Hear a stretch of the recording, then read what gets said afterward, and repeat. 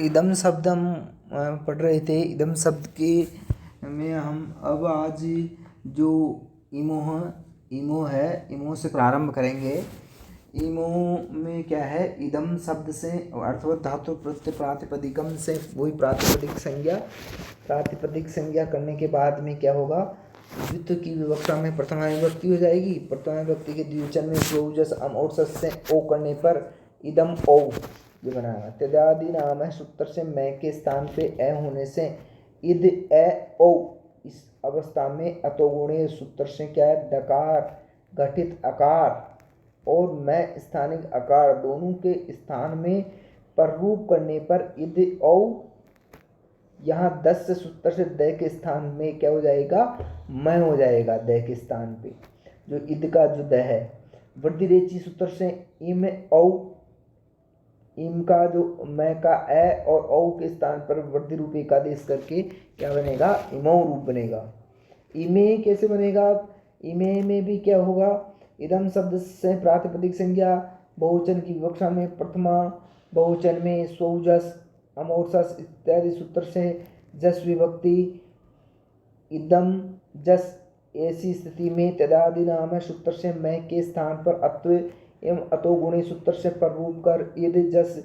ऐसी स्थिति में 10 से सूत्र से द के स्थान में मैं करने पर इद जस। यहाँ अदंतत्वा जसहसी सूत्र से जस के स्थान पर सी आदेश तथा रसक को द्वितीय इस सूत्र से श की इत संज्ञा और अनुबंध लोप करने पर इद इम ई। इस अवस्था में आद गुण है सूत्र से गुण हो जाएगा, ए और ई के स्थान पर एक गुण होकर के इमे रूप बनेगा। अब आगे सूत्र है अनाप्यकः अक कारश्चेदम इदो अनापि विभक्तो आविति प्रत्याहारेण। अन अपि अकः यह सूत्र का पद विभाग है। इदमो में सूत्र से इदम और इदो अया पुंसी इस सूत्र से इद की अनुवृत्ति आती है। इसी प्रकार अष्टन अविभक्तो सूत्र से भक्ति पद आता है। इस प्रकार इस सूत्र का अर्थ होता है कि ककार से रहित इदम शब्द के इद भाग को अन होता है। आप विभक्ति बाद में होने पर आम यहाँ प्रत्याहार है। तृतीया एक वचन विभक्ति टा आज से लेकर सुप के पकार तक, न कि यहाँ आप से तनिष्ठ प्रत्यय टाप चाप डाप लिया जाता है। यह अनादेश संपूर्ण इद के स्थान पर होगा अनेकाल होने के कारण। अब अनेन जो शब्द है वो कैसे सिद्ध होगा उसको बता रहे हैं। इदम शब्द से अर्थवत धातु प्रत्यय प्रातिपदिकम सूत्र से प्रातिपदिक संज्ञा करेंगे। प्रातिपदिक संज्ञा करके एकत्व विवक्षा में तृतीया के एक वचन में क्या हो जाएगा, स्वजस अमोर सस्ताभ्याम भी इस सूत्र से क्या हो जाएगा, टा प्रत्यय करेंगे। टा प्रत्यय करने पर इदम टा ऐसी स्थिति हमारे सामने आ जाती है। अब तदादिना से मैं के स्थान पर अत्व करेंगे और अतोगुण से प्ररूप होने से इद और टा के स्थान में टा नसी नसान इन आत शु जो ये सूत्र है, इस सूत्र से क्या कर देंगे, टा के स्थान पर इन कर देंगे। इन आदेश करने पर क्या स्थिति बन जाएगी, एन और इन ये स्थिति बनेगी। अब अन्न का जो न में ए है और ई है, इन दोनों को मिला करके ए और ई के स्थान पर क्या हो जाता है, एक गुण हो जाता है। एक गुण हो जाने के बाद में हम वर्ण संयोग कर देंगे। वर्ण संयोग करने पर अनेन रूप सिद्ध होगा।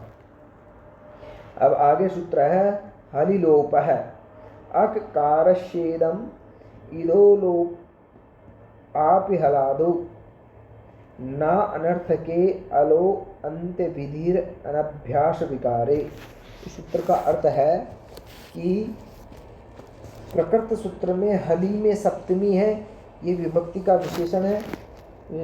इस तदादि की विभक्ति होती है इससे। यहाँ अनाप्य का सूत्र से अनाप्य का इदमोम है, इस सूत्र से इदम इदो अयम पुंसी इस सूत्र से इद और अष्टम अविभक्तो सूत्र से विभक्ति की अनुवृत्ति होती है। इस तरह इन सभी का अन्वय होने पर सूत्र का अर्थ होता है कि हल प्रत्याहार का वर्ण है, जिसके आदि में ऐसे हलादि प्रत्यय बाद में होने पर ककार रहित इदम शब्द के ईद का लोप होता है। इदम में षष्ठी होने के कारण अलोन्त्य से इस परिभाषा सूत्र के बल से अंत्य वर्ण दकार का लोप न हो। अतः परिभाषा में लिखते हैं कि नानर्थके अलोन्त्यस्य इत्यादि। इस परिभाषा का अभिप्राय यह है कि अभ्यास के विकार को छोड़कर अन्य जगह अनर्थक में अलोन्त्यस्य सूत्र की प्रवृत्ति नहीं होती, अर्थात अभ्यास विकार में ही अनर्थक में अलोन्त्यस्य सूत्र की प्रवृत्ति होने के कारण यह निरर्थक इद के अव्यय का लोप नहीं होगा, अपितु पूरे इद का ही लोप होगा। समुदाय ही अर्थवान होता है, इसका एक देश निरर्थक होता है।